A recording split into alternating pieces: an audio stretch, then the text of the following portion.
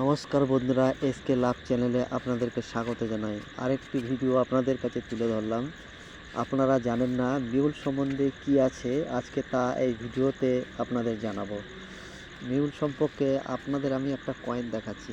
এই যে দেখতে পেয়েছেন, মহাত্মা গান্ধীর কয়েন। এটা হচ্ছে মহাত্মা গান্ধীর 1 টাকার কয়েন। দেখতে পেয়েছেন, এরকম কয়েন আপনারা নিশ্চয়ই দেখেছেন। মহাত্মা গান্ধীর কয়েন দেখতে পাচ্ছেন, এরকম মহাত্মা গান্ধীর কয়েন যদি আপনাদের কাছে থাকে। আর একটা জিনিস আপনাদেরকে দেখাচ্ছি, এটা হচ্ছে 1 রুপি কয়েন। এই দেখুন 1 রুপি কয়েন। এই যে 1 রুপি কয়েন দেখতে পাচ্ছেন, হিন্দিতে লেখা আছে ভারত ইন্ডিয়া 1 রুপি।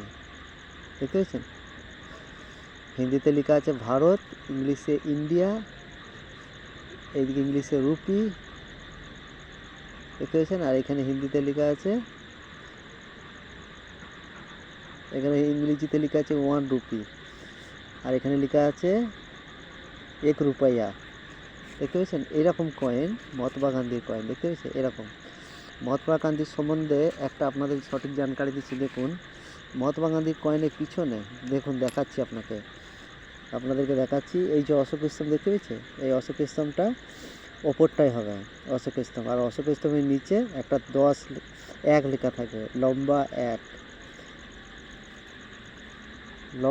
1 লেখা থাকবে, লম্বা 1। আর এই অশোক স্তম্ভটা ওপরে থাকবে, মানে অশোক স্তম্ভ মাঝামাঝি আর 1 মাঝামাঝি, মানে দুটো মিডিল পয়েন্টে যদি থাকে অশোক স্তম্ভ 1, তাহলে কি হবে, এই কয়েনটা বহুত মূল্য আছে।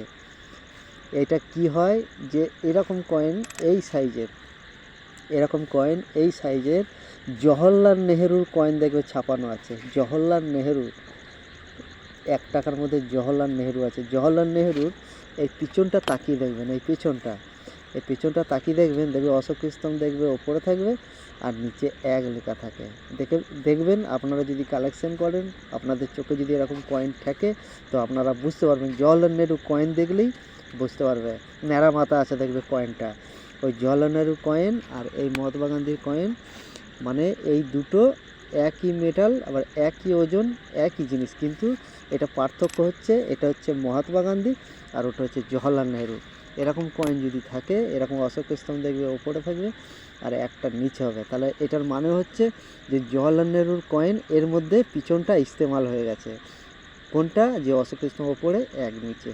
এরকম কয়েন যদি মিউল কয়েন, যাকে বলে মিউল, মানে অন্য ডাইসের মাল অন্য ইয়েতে ইস্তেমাল হয়েছে, যদি এরকম কয়েন থাকে হাফ, তাহলে এর কি মূল্য আছে আপনাদেরকে আমি জানিয়ে দেবো।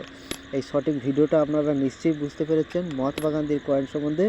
কিন্তু এই কয়েনগুলো সেরকম মূল্য নয়। এই কয়েনগুলোর দাম হচ্ছে খুব জোর 20 থেকে 30 টাকা, হয়তো 50 টাকা যেতে পারে ইউএনসিতে, কিন্তু তার বেশি মূল্য নয়। কিন্তু যদি ওইটা যদি ইস্তেমাল হয়, অশোক স্তম্ভ পরে হাফ আর নিচে 1 লেখা যদি হাফ থাকে, জওহরলাল নেহেরুর কয়েনের ডাইসটা এতে ইস্তেমাল যদি হয়, তাহলে এই কয়েনের বহুত মূল্য আছে। ওই কয়েনটা খুব কম পাওয়া যায়। যদি এরকম যদি আপনাদের কাছে কোনো দিন পাওয়া যায়, তো আমার সঙ্গে যোগাযোগ করবেন এবং কমেন্ট বক্সে আমাকে ছবি থাকলে পাঠিয়ে দেবেন। এর কি মূল্য আছে আপনাদেরকে আমি জানিয়ে দেবো। তো এই সঠিক ভিডিও তথ্যটা আপনাদেরকে দিলাম, আপনারা নিশ্চয়ই বুঝতে পেরেছেন। তো অনলাইনে অনেক কিছু ফ্রড হচ্ছে, খুব সাবধানে থাকবেন। আর নোট কয়েন কেনাবেচা করবেন, কিন্তু কোনো রেজিস্ট্রি ফিস দেবেন না। নোট কয়েন বিক্রি করলে কোনো রেজিস্ট্রি ফিস লাগে না, ওগুলো সব প্রতারণা। আপনাদেরকে ঠকাবার জন্য অনেকে অনেক কথা বলে, কিন্তু ওইসবে গুজবে কান দেবেন না। আপনাদের যেটা সঠিক তথ্য আপনাদের জানিয়ে দিলাম, আপনারা নিশ্চয়ই বুঝেছেন। তো আপনারা সকলে ভালো থাকবেন। এই পর্যন্ত আমার এই ভিডিওকে সমাপ্ত করলাম। ছোটদেরকে ভালোবাসা জানাই এবং বড়দেরকে প্রণাম জানাই। এই ভিডিও শেষ করলাম।